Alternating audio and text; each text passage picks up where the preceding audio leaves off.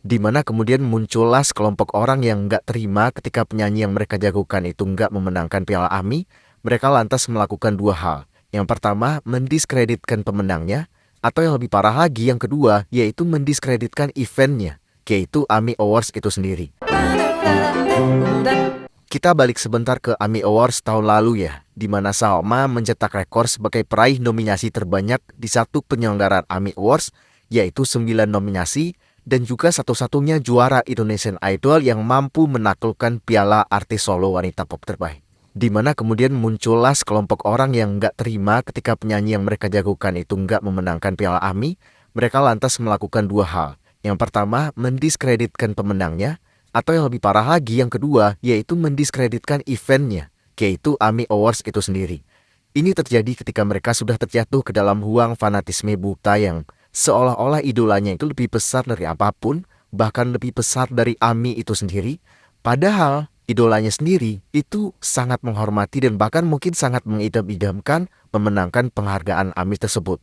Beberapa tudingan yang selalu dihembuskan adalah AMI Awards yang dituduh memenangkan artis titipan.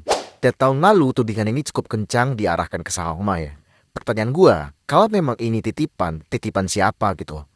Gua mencari tahu dan beberapa komentar yang gue temukan adalah Salma dituding sebagai titipan dari Indonesian Idol, titipan dari RCTI, titipan dari Fremantle, bahkan titipan dari Universal Music. Sesuatu yang membuat tudingan ini semakin kocak adalah ternyata beberapa nominasi lain juga lulusan Idol gitu loh. Yang tayangnya di RCTI, yang acaranya diproduksi oleh Fremantle, yang labelnya juga Universal Music.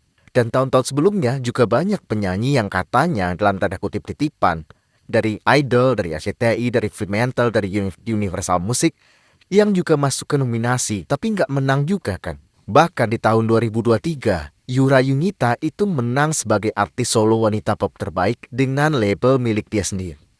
Jadi tudingan itu jatuhnya lebih ke kocak sih, dan asal ngomong aja gitu. Yang kedua, tudingan AMI Awards tidak menggunakan standar penilaian yang benar. Karena menurut mereka, para fans fanatik ini yang kebanyakan nggak ngerti musik ini, standar yang benar itu adalah kalau jagoannya menang tuh. Udah sesimpel itu aja isi otak mereka. Yang kemudian mereka coba dukung dengan beberapa alasan yang nggak kalah konyolnya. Misalnya, idola mereka lebih senior, idola mereka lebih viral, idola mereka views YouTube-nya lebih banyak, idola mereka menguasai top chart, dan yang paling konyol di antara semua yang konyol itu adalah idola mereka secara fisik lebih menarik dan menjual. Orang macam apa yang memasukkan pertimbangan standar kecantikan ke dalam event penghargaan musik gitu? Gue tanya. Orang macam apa coba? Aku teringat bahwa dulu mungkin aku pernah dianggap nggak cukup, dianggap nggak sempurna, nggak sesuai dengan beauty standar yang tercipta di society.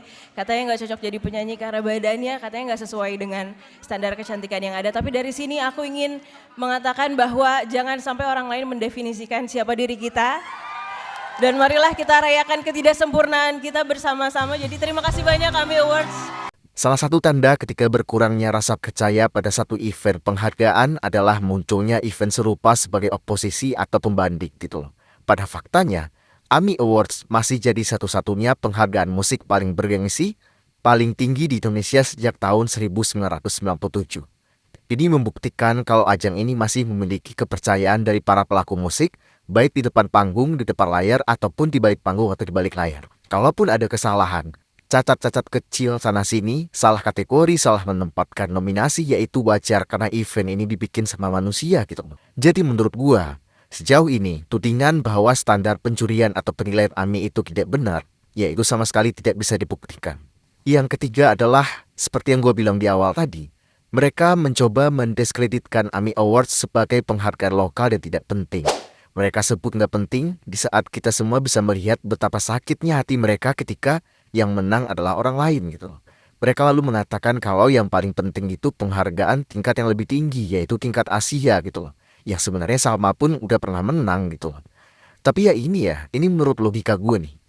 Gimana ceritanya lu bisa membanggakan idola lu yang nggak menang AMI, terus dia menang penghargaan Asia, di saat mayoritas pendengar karya-karya idola lu itu masih di Indonesia gitu. Lagi pula itu by voting ya. Dan yang voting siapa? Ya orang Indonesia juga gitu loh. Jadi apa esensinya menang penghargaan tingkat Asia kalau begitu?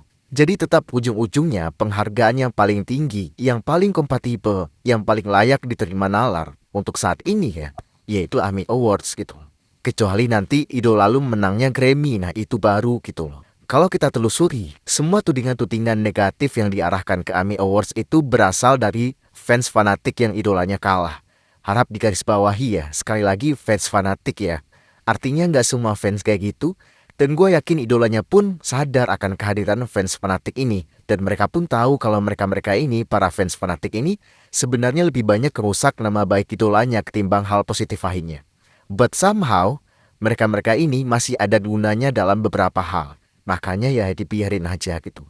Kadang miris gitu loh, ketika idolanya semuanya berteman baik, baik-baik aja, tapi para fans fanatik ini yang nggak jelas ini malah sibuk saling menjatuhkan. Padahal yang berjuang dari nol itu idolanya, yang ngerasain pahit itu idolanya, ngerasain lelah, berdarah-darah, kerja keras itu idolanya, tapi malah mereka para fans Nora ini yang ekspresinya lebay banget gitu. Padahal kerjanya cuma scroll TikTok sambil rebahan di kasur yang dangkal sedangkal isi otak mereka. Gua ngomong gini bukan karena Salma habis borong piala AMI tahun kemarin, bukan. Kalaupun misalkan tahun ini Salma nggak dapat piala atau bahkan nggak masuk ke nominasi manapun, ya buat gue nggak masalah gitu loh. Karena yang pertama, Salma udah pernah menang tahun lalu.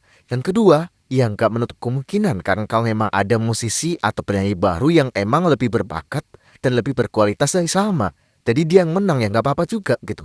Mungkin hanya itu yang pengen gue sampaikan. Dan seperti biasa buat teman-teman yang berkenan untuk mendukung atau mengapresiasi konten-konten gue, boleh dengan mengirimkan donasi melalui link yang ada di profil, karena itu akan sangat membantu gue sebagai konten kreator. Sekian dari gue dan sampai jumpa di video berikutnya.